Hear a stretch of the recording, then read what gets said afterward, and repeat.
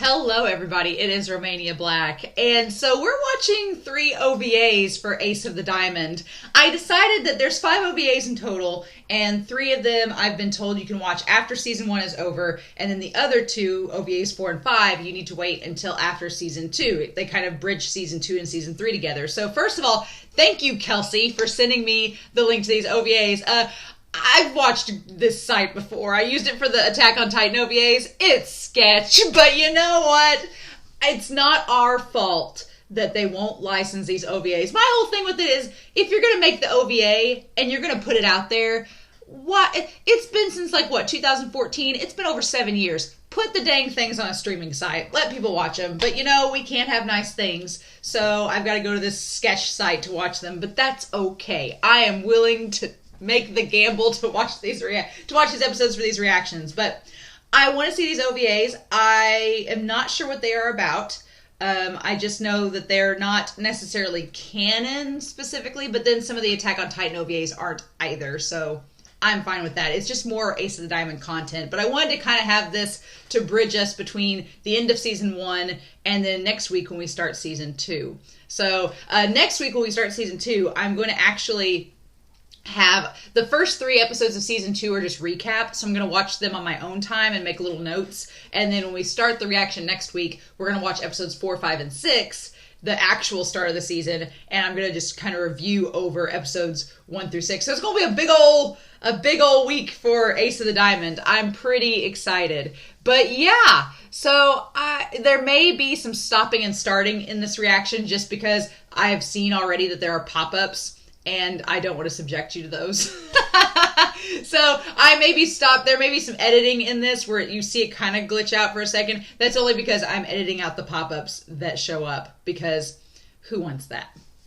So in any case, they seem like they're episode links. So this is kind of going to be like watching 3 episodes of Ace of the Diamond. I'm pretty excited. But yeah, let's do this, shall we? Let's see what we are diving into. And so we are going to start this OVA 1. We're going to start it here in 3, 2, 1, and let's go.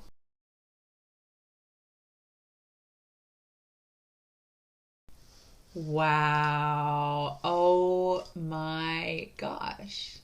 So yeah. There's that. Oh my gosh. These OVAs were so good. Oh my gosh, these OVAs were amazing. I'm so glad I watched them, because at first I didn't know what to expect. I was like, oh, they're OVAs. They're not really probably canon, and so I don't know. But these were so good. I loved these OVAs. Oh my gosh, each one of them was so different, but it tugs at a different emotional heartstring. And so I was curious, because obviously Kawakami and Kuramochi are second years, so it makes sense that we get OVAs on them because they're going to become third years next year. They're still playing on the team. But at first I was like, why are we getting Ryo backstory? But it was really Ryo and Haruichi. So it was really establishing the whole brother angle, because I've talked about it in the last couple reactions, the idea that Haruichi, he needs to get out of his brother's shadow, because as this first OVA showed us, Face, I like Face, he constantly has been copying his brother, not because he's trying to imitate his brother, but just because he loves his brother and he respects him and he has pride in him and he wants to be just like him. And there's nothing wrong with that, but I feel like it's going to kind of connect to Haruichi having to separate himself and become his own person. And I like that. I like where we're going with that. The idea of first year Ryo, and so I'm the eldest sibling in my family, and Ryo is the eldest sibling in his. And so I relate to Ryo a lot in this first OVA, Face. I like that Ryo's voice actor also plays Bakugo from My Hero Academia, and Nishinoya from Haikyuu. Totally fits Ryo's personality, because Ryo establishing him saying that because I was the eldest brother, I had to defend Haruichi because he was my younger brother. So when those guys bully him and he goes and beats him up later, it's because he was like, I'm the elder brother. I got to stand up for my little brother and defend him. Then his friend's Jumbo going to Takayama. That part was really interesting. The idea that Ryo did not get the scholarship to Takayama like Jumbo did, but then his brother got the scholarship. So him having a little bit of maybe jealousy that his brother got the scholarship that he didn't get. But again, I love that Ryo's like, I want to challenge myself, so I'm going to go to Tokyo and go there and be the best player that I can be. And I like the little jab that Ryo's like, my height doesn't make any difference. Why would they not pick me just because I'm short? I really like that concept and Ryo going through that. Their parents, oh my gosh. So the mom's genes are strong. I'm glad we got to see both of their parents and them having like such a great home life and having two really supportive parents. But Haruichi and Ryo, they are like little carbon copies of their mother. Like the eyes, the hair, the color. Like their poor dad, like recessive genes for him. Like they're boys, but that's like the only similarity they have with their father. Their father, who seems like such a nice guy. I love that their father encourages them to play baseball and telling Haruichi all the different positions and everything. But they took everything from the mom.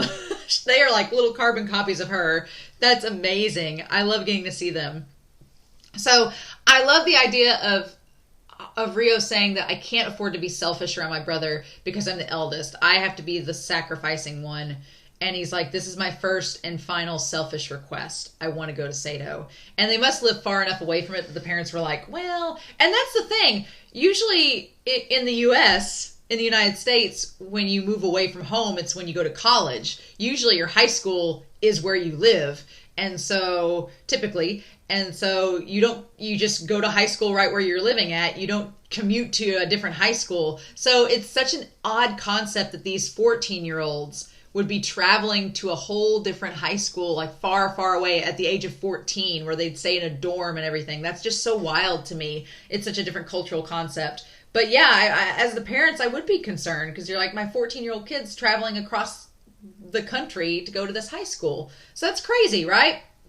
But I love that Ryo tells the conflict with Ryo in this OVA is that he tells Haruichi, he's like, I don't want you to follow me. Don't follow me. Don't do what I do. Don't do it. And he says that to him, but then he's like, in his heart, he's saying, I want you to follow me because he wants to protect him and keep him close because it's his brother.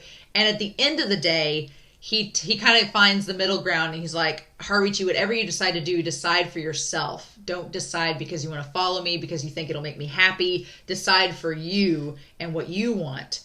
And I love that Haruichi looks down at his brother's hands and sees all like the blisters that are starting to callus. And he's like, I want to go somewhere that challenges me like you're being challenged. And so Ryo, I love the idea that Ryo, it makes so much more sense why he was the way that he was with Haruichi this entire season, because he's like, I don't want to let my brother, it's like a myriad of different things. He's like, I don't want my brother to beat me because he's my younger brother. We have a rivalry, a sibling rivalry. I don't want him to beat me, but I don't want to let him down at the same time. He's like, I want to be there for him. I don't want him to beat me, but I don't want to let him down. So it's like, he's like, I've got to be the best that I can be in order. He's like, I can't look bad around him. I can't let him down, and I don't want him to beat me. It's like, and then he says, being the eldest is hard. It's like, yeah, because there are all those different feelings that you have. You want to protect your sibling. You want to be there for them, but you also want to also be like, I'm the older sibling, so I got to be the better one, right? There's like a little bit of pride there, you know, if you're an older sibling, so, or the eldest. So that's awesome. I loved that first OVA, and I was like, well, this OVA is great. Is it going to get any better? And then it does. I don't know. I may, as much as I really liked Ryo's OVA, and as much as I like Kawakami's, Kuramochi's may be one of my favorites. I think I might like Kuramochi's the best. Because, wow, Kuramochi, the idea that he was a delinquent with the blonde hair, and I love that he grows it out towards the end. And then Ray, Ray is scouting him up like crazy. She gets Sawamura, she gets Miyuki, she's gotten Kuramochi. Ray is like, she just goes and scrapes up the underdogs and takes them under her wing, and she's like, yes, I'll take you with me. But, so, at the beginning there, I feel like Sawamura is the only character in this series that calls Miyuki by his full name constantly. He's like, Miyuki Kazuya! And he's like, quit calling me by my first name, by my full name. I'm like, Sawamura. But Outrun being the title of the second OVA, it may be my favorite. Because I can kind of, you can relate to Kuramochi being this like delinquent from this like rural area. It looks like their school reminds me a lot of the school in Slam Dunk. Like Kuramochi reminds me a lot of Sakuragi in this. In Slam Dunk, Sakuragi's like at this kind of like delinquent high school. Like it's kind of rough around the edges, and everybody's kind of this like West Side Story, like like school gang appearance to it, and that's kind of how his school is. It looks a little rough around the edges, right? Like they're out in this, like they're in a rural area, and it's kind of like a little bit run down. But so yeah, Kuramochi was in like a gang, and he kicked the council member's son, and so that caused him to get a reputation that caused him to lose a lot of scholarship opportunities, which is sad.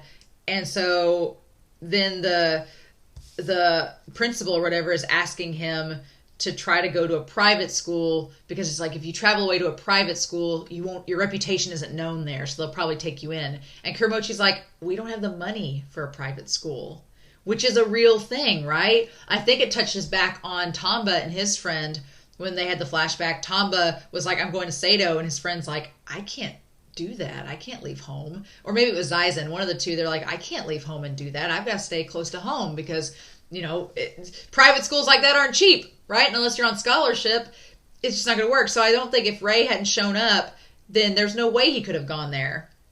But what did I put there? The delinquent status?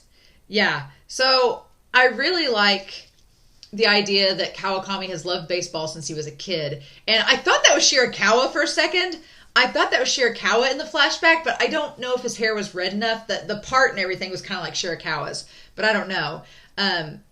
But so no parents, that's what I was saying. I thought for a second that Kuramochi didn't have any parents. It looks like his dad's not in the picture. It's just his mom and his grandpa.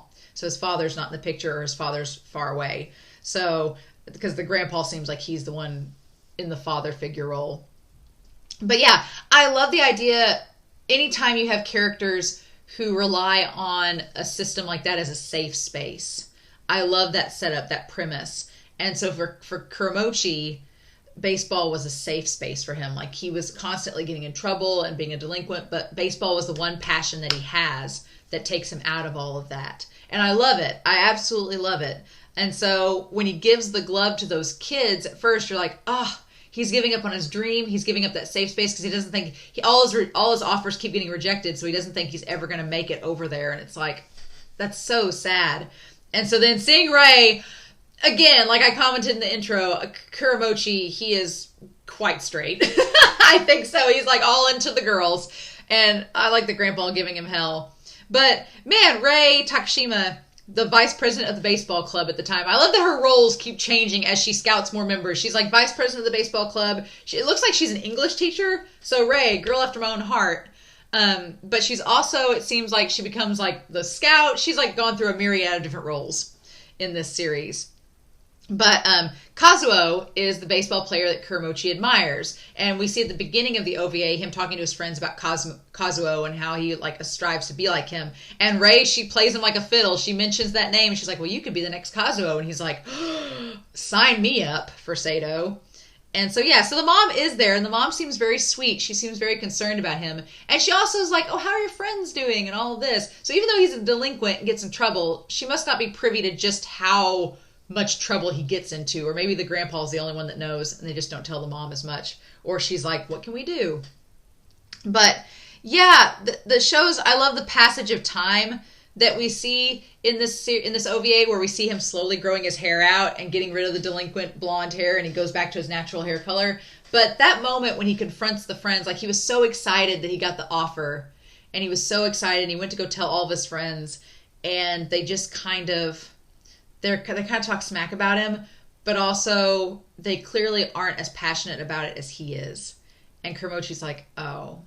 And you can just see in that moment that there's like a little bit of a falling out, where he realizes that if he sticks around with these guys, he's not going to grow and it's not going to get any better. Nothing's going to change, and he needs to take this step. And it was hard, like watching him kind of turn away from his friends because he realizes that's the best thing for him. It's kind of like the opposite of Sawamura when you think about it. At first, until the banner thing, and oh my god, we'll talk about the banner thing. But at first, it seems like the opposite of Sawamura, because Sawamura had all of his friends' support, and they were like, yeah, go for it, go do it. And Sawamura was the one that was a little hesitant. But here it's the opposite. Kuramochi was like gung-ho, like, let's go. And his friends were the ones that were like being left behind. So, but then they have that banner scene, and they're holding up the banner. And at first I was like, did he just not see them holding up the banner? Because that's so cruel. But I think he saw it out of the reflection. But he was like, I can't turn back. I got to keep going forward. So I'm hoping that he did see the banner in the reflection. I hope that he did and he just didn't turn around. But I'm like, if he didn't see that banner and they offered it to him. So yeah. But yeah, Katsuda. So he gets to the dorm where Masako is, and Katsuda is the third year that was their other roommate. He's handsome, Katsuda was. Heck yeah. But I like that it's like a foreshadowing of how Kuramochi's going to be with Sawamura when he eventually comes to the dorms, because Masako did the whole like ghost and the flashlight and everything. I love it. And so then even it shows that Kuramochi struggled at first joining Sato because he wasn't used to he was kind of like Sawamura. He wasn't used to the intensity of how their team worked and how the practices worked. You could tell Kuramochi kind of had a very similar upbringing to Sawamura in terms of baseball. Like, they played and they were passionate about it, but they weren't ever really challenged like the other players are. And so at this point, I forgot Ryo's a second year at this point. So he's a whole year of training under his belt. So when he teases Kuramochi and he's like, you're in the way and all this, it's kind of like Ryo hazing the first year, kind of like he was hazed. So I really like that. And then I'm assuming that they use the word Yankee in translation. I'm assuming that means kind of like a delinquent. Yankee means is a term for a delinquent. I'm assuming that's what that means.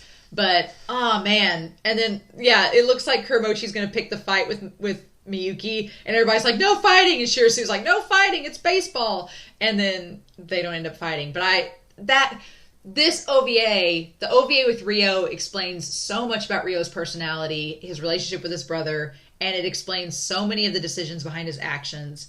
And then with Kuramochi, this OVA explains so much about his personality and like the wrestling moves and why he's like that. That all makes sense. And then the third OVA makes so much sense with Kuramochi, with Kawakami, with Nori. So much sense. I absolutely love it. So it's fitting that they show us this OVA after the Inashiro loss because we had the second ED. So I'm assuming it's after post episode 64.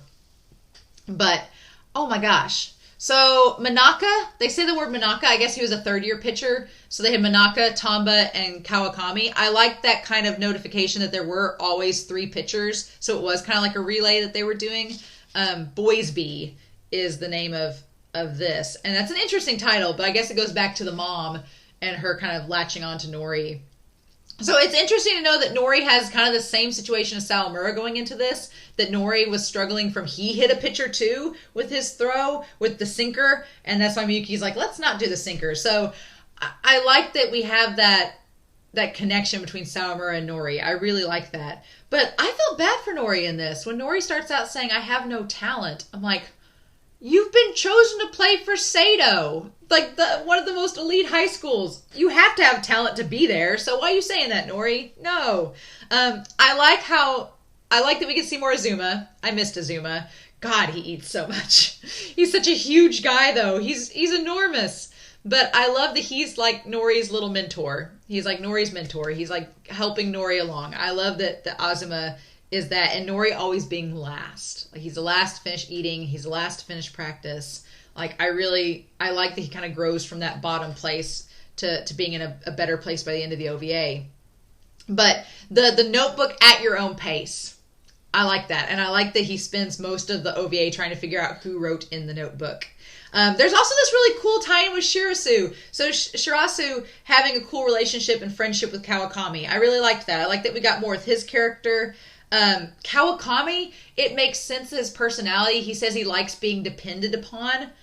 That makes so much sense with his personality, and it makes sense why he's a closer pitcher, because if you're the closer, they're depending on you to finish out the game. So if he started out the game, there's really nobody. I mean, there are people depending upon him, of course, but he starts out the game, so he starts out at the top. But in this case, as a closer, he's dependent upon to close out the game and be the last pitcher. So there's that reliability that's needed, and Kawakami likes having that sense of being relied upon. So makes a lot of sense.